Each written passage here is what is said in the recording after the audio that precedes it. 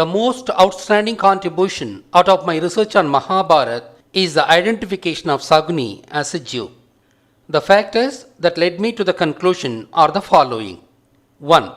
The palace built by Saguni to kill the Pandavas wasn't like palace. It was made of amber. It was an amber palace. 2. Lac was extracted in India about 3000 years ago only. Hence, it wasn't there when Mahabharata happened. 3. There are evidences to prove that Mahabharata happened 5000 years ago. 4. There is evidence to prove that Tamils did amber trade with the Slovaks 5000 years ago. 5. Jews were always middlemen in trade and they did trading in amber, gold, diamond, iron, and Indian spices, etc. Hence, Jews came to ancient Tamil land for trade. 6. Saguni was a trouble creator and he is responsible for Mahabharata war. And Jews are responsible for wars all over the world. Hence, Saguni shall be a Jew. 7. Saguni used gambling as a tool to trigger Mahabharata war. And Jews are known gamblers. 8. Saguni always wore black and Jews wear black always. Jews secretly worship Kali. Kali is the goddess of war and destruction. 9. Jews use women as a tool to achieve business and political gains. Saguni brought and married a Khazarian Jewish white woman to Dhritarashtra to achieve business gains, especially the iron trade of the Kauravas of Cheranadu 5000 years ago. These were the factors that led me to reason that Saguni was a Jew. In this video, I am providing further proof that Saguni was indeed a Jew. Before that, I shall clarify a few points. Lac was produced about 3000 years ago only. To prove that lac wasn't invented during Mahabharata, I am establishing that Mahabharata indeed happened 5000 years ago as in the following. The Mayan calendar was created 5125 years ago, which ended on 2012. It was also described as the fifth sun and a dark yuga by the Mayans. Krishna is said to have declared Kali Yugam 5100 years ago. There was intimate connection between ancient Mayans and Tamils. The time of origin of Mayan calendar and the time of declaration of Kali Yugam are the same, which is about 5100 years ago. After 2012, Satya Yugam has dawned as originally proposed by Krishna. Mayans also call this new era as golden era and call it as sixth sun. Next proof that Mahabharata war happened 5000 years ago is through the connection between Islam and Mahabharata. I had already established that Hagar was the descendant of royal Kauravas from Cheranadu who left Cheranadu as refugees after losing the Mahabharata war. She was the second wife of Abraham and Abraham lived about 4000 years ago. Hence, it proves that Mahabharata happened 5000 years ago. As yet another proof, Aryabhatta had published Aryabhattayam in the year 500 AD. He had stated that he was publishing Aryabhattayam in the 3600th year of Kali Yuga. Thus, according to Aryabhattaya, Kali Yugam started 3100 BC. Hence, it is established beyond doubt that Kali Yugam started 5000 years ago. Having established that Mahabharata happened 5000 years ago, all the above mentioned points stand verified. I would now offer further proof that Saguni was a Jew. One of the new evidences that I am providing is through the ancient Tamil words which originated out of Jews. There are three words which are related to Mahabharata. They are 1. Sud, 2. Yuddham, 3. Yukti. 1. Sudu means unfair act. Sudatam means gambling. The root cause of Mahabharata war was gambling. Saguni invited Pandyas for gambling. Saguni was known to be a Jew to the people concerned. Jew was called in Tamil as Yuda. Yudu, Sudu, Sudu. We know that Saguni conducted unfair dice game and defeated Pandyas by cheating. This unfair act is called Sudu, and when the same is played with betting, it is called Sudatam. Hence, betting, an alien method, was brought to Tamil land through Saguni the Jew. 2. After defeating Pandavas in Sudatam, Saguni made them to wander the forest for 12 years. Even after 12 years of wandering the forest and 1 year Anyadavasam, Saguni was unwilling to concede to the agreed terms. That resulted in war, the Mahabarath war. Hence, the war was due to Saguni, the Jew, called Yuda in Tamil. Yuda, Yudam, Yuddam.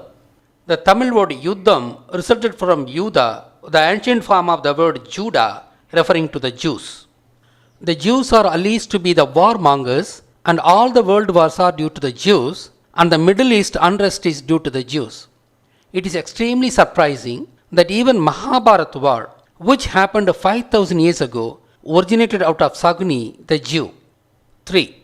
The Jews are known for their cunning deeds. All the deeds of secret societies are indeed cunning deeds. Yuda, Yukta, Yukti. Yukti means cunning strategy. This word came into being due to Saguni, the Jew. Thus, Sudu meaning unfair act, Yuddham meaning war, and Yukti meaning cunning strategy were the words evolved 5000 years ago during Mahabharat war due to Saguni, who was a Jew. These three Tamil words prove that Saguni was indeed a Jew, and it was well known to the people at that time. Kindly remember that the word Yuddham meaning war originated out of Jews.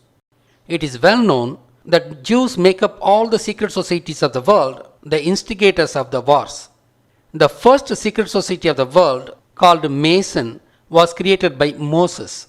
In fact, Moses is the title name originating from the fact that it was he who created the first ever secret society. Mason, Mosen, Moses. The fact that he created the first ever secret society called Mason is retained for the posterity by the horns of Moses, which represent the horns of Baphomet, the original logo of Masonry, which was designed out of goat. It is these horns of Moses that the most powerful people of the world are displaying on important occasions. These powerful people are either Illuminati themselves or the agents of Illuminati. By displaying this symbol, they symbolically state that the world is under their control. But the general public is unaware that it is not an auspicious symbol but a devil's symbol crafted out of Baphomet, which represent the goat of Masonry.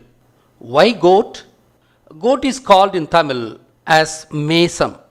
This name originated from the sound the goat makes. Ma, Mesam. Ma, Mesam. The goat herder is called Mason. Mesam, Mason.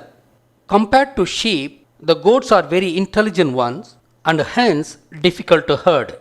Hence, a goat herder, the Mason, was seen as a very capable person. Like a goat herder who herds the goat, the secret society herds the global population with their secret agenda. Hence, the secret society was also called Mason, the expert herder. That's how the first secret society was called Mason. This is called as Freemasons as of now. The Freemasons of today forgot this history and hence are having compass as their logo, thinking that masonry was associated with the construction. Alas, they are unaware that even construction masonry evolved out of goat herding mason, and mason means a general supervisor or taskmaster. All the secret societies who are affiliates of Freemasons are responsible for all wars of the world. All these secret societies are run by Jews. The other evidence to prove that Saguni was a Jew is related to the declaration of emergence of Kali Yuga by Krishna. It was Krishna who propounded Yuga concept. Krishna actually propounded 5 Yuga concept, but the Jewish Brahmins made it into 4 Yuga concept. We would soon know the reason. Initially, man lived predominantly on the mountains. This time period was called Kreta Yuga. Kretam means mountain. The way of life of people of this era led to the properties that characterized this Yuga. Then, man came down to forest land and started to live as a herder of livestock. The period that man lived in the forest was called Treta Yuga. Tamil word Tarai means ground which deformed to Thra when pronounced by Jewish Brahmins. Hence, the period of man's pastoral life in the forest is called Treta Yuga. The way of life of people of this era led to the properties that characterized Treta Yuga. The man then learns agriculture and starts his next era as farmer. He starts agriculture in the fertile delta region of the rivers by destroying the forest by burning it. The Kauravas of the mountain of Tamil Land object to the burning of the forest. Saguni, the Jew who came to Tamil Land for trade, lived with the Kauravas of the Cheranadu. He contrived many plans to subdue the prosperous agriculturist Pandyas whom he envied. The end result was the war with huge damage to humankind. Pandyas, with the help of the intellectual called Krishna, won the war and agriculture flourished thereafter. The Pandyas, who performed agriculture in the delta region, were also engaged in fishing as the sea was adjacent to the delta region. Thus, Pandyas controlled two vast regions, one of which is agricultural land and the other was the sea land. Pandyas had migrated from Lanka and they were already controlling these two vast regions in Lanka too. Hence, controlling two vast regions, this era was called Dwapara Yuga. Dwa means two and Para means vast. It is in this era that Mahabharata war happened. After the Mahabharata war, Krishna lived for about 35 years. He declared that Kali Yuga would start on the day he dies. This is the central point of our discussion. Why should Kali Yuga start on the day of his death? Why should it be called Kali Yuga? Did he ever say when Kali Yuga would end? What would be the name of the Yuga that comes after Kali Yuga? We would soon find answers for these questions. All the previous Yugas were characterized by lands people lived in, as it should be. Kreta Yuga refers to the mountain. Treta Yuga refers to the forest land. Dwapara Yuga refers to both agricultural land and sea land. Thus, the three Yugas covered four types of lands. On the other hand, the fourth Yuga is called after Kali, the goddess of war. But as Kali is the goddess of desert land, obviously the fourth Yuga indirectly refers to the desert land. These five types of lands are documented as Kurinji, Mullai, Marudam, Neidal and Palai in Tamil literature. But Krishna lived in South India and there is no desert in South India. Hence, it should be surprising that he called the fourth Yuga after the desert land. But there is no surprise at all. Kali Yugam started in India due to people who came into India and those people came from desert region. Saguni, who originally belonged to the Kasar region, came to India through Persian Gulf and he crossed the Sumerian desert. Sagni was a person who came from the desert land and who introduced Sudu here and he brought Yuddham, the war, the Mahabharata war. Thus, Krishna should have declared Kali Yugam after the Jews as they brought destruction. Obviously, Krishna knew that Jews are related to Kali. Before analyzing the connection between Jews and Kali, we shall find the reason why Krishna stated that Kali Yugam would start on the day of his death. The Yugas weren't demarcated by specific dates. For instance, Krishna didn't say when Krita Yuga ended and Treta Yuga started. He also did not state when Treta Yuga ended and Dwapara Yuga started. Obviously, no one shall indicate when those yugas changed, as the change was a gradual process. On the other hand, the same Krishna categorically stated when Dwapara Yuga ended and Kali Yuga started. He stated that Dwapara Yuga would end and Kali Yuga would start on the day of his demise. This is a surprising fact. Why should he state like this? Krishna knew very well that Mahabharata war happened due to Sagni, who was a Jew. Krishna also knew very well that Jews were traders and create problems in the societies wherever they go. We all know very well that Krishna moved to seaport called Dwarka after the war. That Dwarka was nothing but Kollam port. According to my surmise, he moved to Dwarka with the specific task of restricting Jewish movement into Tamil land. I surmise Krishna should have slapped a huge entry tax on Jews to discourage them from coming to Tamil land for trade. Krishna did this to preserve peace in Tamil land. But Krishna was skeptical of the status quo after his demise. Hence, as Jews are very cunning, Krishna suspected that Jews would gain entry to Tamil land after his demise and cause troubles here. Hence, he stated that after his death, Kali Yugam would be born. We now have to explain the connection of Kali to Jews. When Kumarikandam, otherwise called as Lemuria, submerged under the sea, a specific family who lived on a tiny island in Lemuria built a ship to escape the deluge. That ship with Noah's family was carried to Ararat mountain in the East Anatolia, where it finally rested. As these people survived the floods without getting drowned into the waters, they called themselves as inflated people who can't be drowned. Lemurian continent was Tamil-speaking continent. Obviously, Noah spoke Tamil. Udu means inflate in Tamil.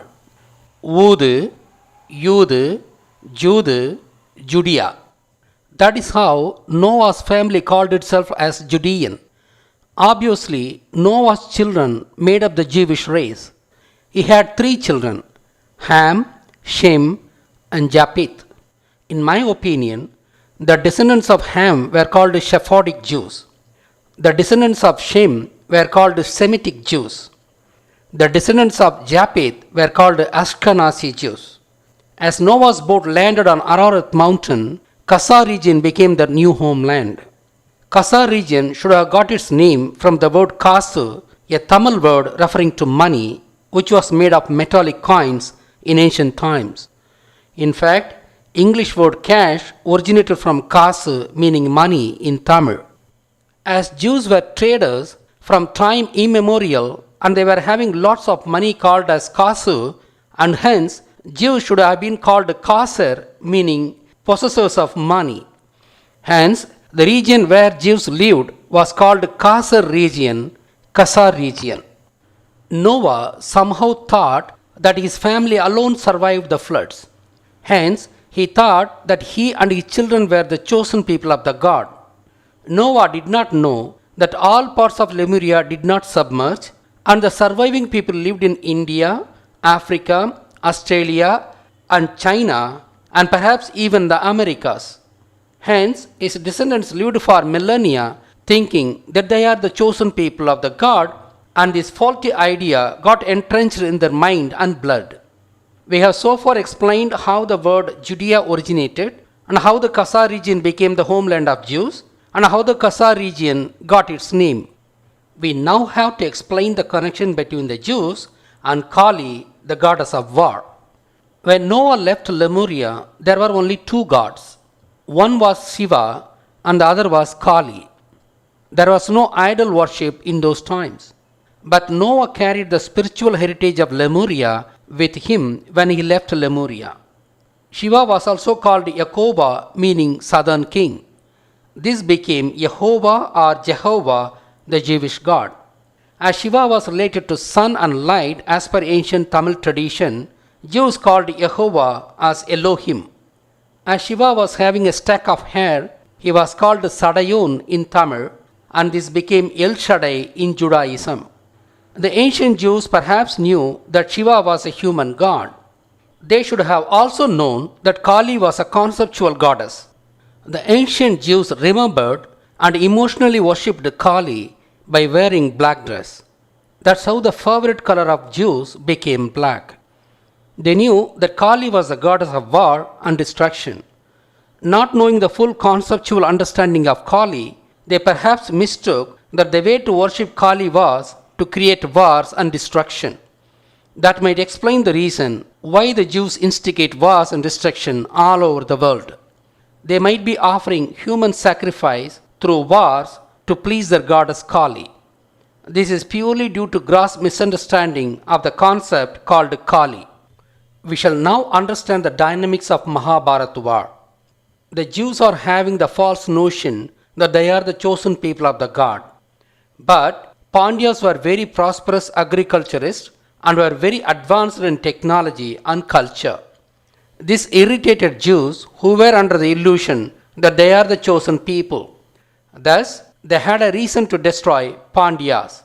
Hence, Saguni, the Jew, used the friction between Pandyas and Kauravas to instigate the war, the Mahabharat war.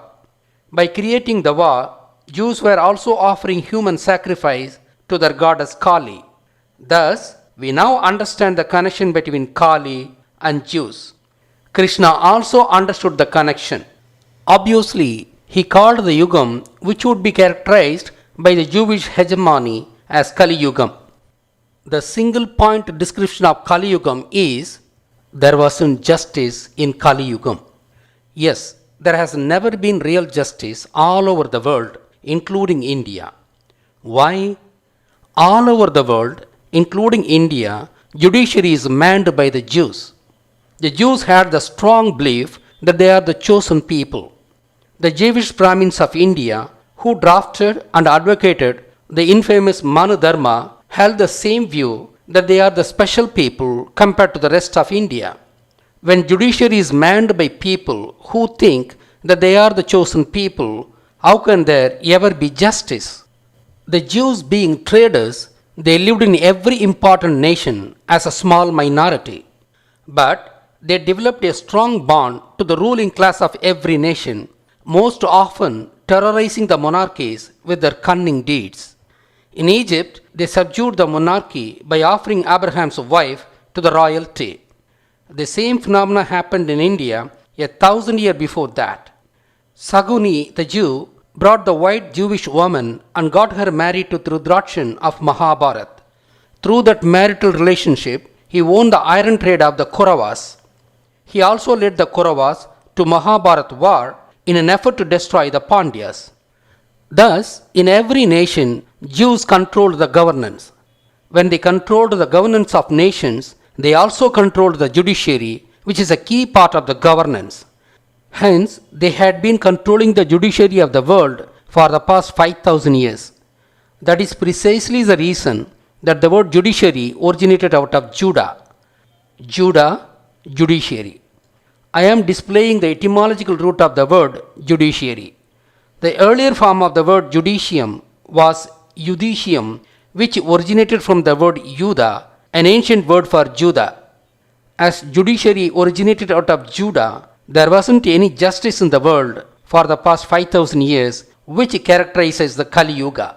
Hence, for the past 5,000 years, the world events were controlled by the Jewish community, and that's how the Yuga was called after Kali, the goddess of Jews. Thus, Krishna predicted the future and he stated that Kali Yuga would start after his death. Now the question is whether Krishna also predicted the end of Kali Yuga. Yes, indeed. I am showing the web page from the speaking tree. It says, citing Brahma Vaivarta Purana, that Krishna predicted that Kali Yuga would end in about 5,000 years after its beginning. He also seems to have predicted that golden era would start then and that would last for 10,000 years. This was known to the Mayans and hence they made their Kali Yuga calendar accordingly. That calendar ended on 2012, about 5,125 years after its creation. Thus, we have definitely entered Satya Yugam, a golden period in human evolution. The visible proof that we have entered Satya Yugam is the launch of 3G and 4G internet technology after 2010, which enabled the transmission of video data through internet. Just like we knew categorically that Kali Yugam was born on the day Krishna died, we also know exactly when Kali Yugam ended and Satya Yugam started. Satya Yugam started from 2013 onwards. The Jewish Brahmins of India should have known very well that Kali Yugam characterized the Jewish hegemony. They could not digest the fact that their hegemony is coming to an end. Hence, to fool the Indians, they are stating that Kali Yugam would go on for another 4,32,000 years based on some skewed calculations, which is completely absurd. The Yuga times proposed by the Brahmins are absolute nonsense and doesn't tally with the scientific data on human evolution. As said already, they abhorred the prophecy by Krishna that Satya Yugam would dawn again and that would end the hegemony of the Jews. Hence, to make us believe that Kali Yugam is the last Yugam, They called the Satyayugam as another name of Kreta Yugam. Some of the qualities of Kreta Yugam matched with the qualities of Satyayugam, which encouraged them to lie this way. That's how Kreta Yugam got another name, Satyayugam, whereas all other Yugams are called by just one name each. When the Brahmin's idea of Yuga is a mischievous nonsense, Yogi Yukteswar's interpretation of Yuga, though sensible, was also not correct. He failed to consider Satyayugam, which was the fifth Yuga. Moreover, Yugas doesn't cycle as stated by Yukteswar. If at all Yugas would repeat, it would be that after Satyayugam, the human world might end by another catastrophe and it would restart Yugas the same way as it has already done. That is, the world might abruptly end and restart with the Kreta Yugam again. Of the so many ideas about the Yuga concept, none of them is correct except mine. The reason for that is that I alone gave the meaning of the names of Yuga and no one else gave its true meaning. The Yuga concept was propounded by Krishna, the Tamil, and hence a Tamil alone could decode it. Moreover, the Yuga concept is intimately connected to Mahabharata, and my treatise superbly connects the points, and Mahabharata too happened in South Tamil Nadu. The Yuga characterized the life of people in different types of lands as explained in this video. My treatise on the Yuga concept is a benchmark. The onset of Satyayugam states one ultimate truth. The Jewish hegemony of the world is coming to an end. It is written on the wall. The Jewish community should read the warning sign. It is time they correct their absurd notions about themselves. They are not the chosen people. All the humans of the world are equal to one another. The God doesn't differentiate between his own creations. If he differentiates, he cannot be a God. They should also realize that their scriptures do not reflect reality. They were indeed created by short-sighted forefathers of their community. We shall write anything in our books, but we should realize that God has his own scheme. If the Jews do not correct their course, the future might not be sympathetic to them.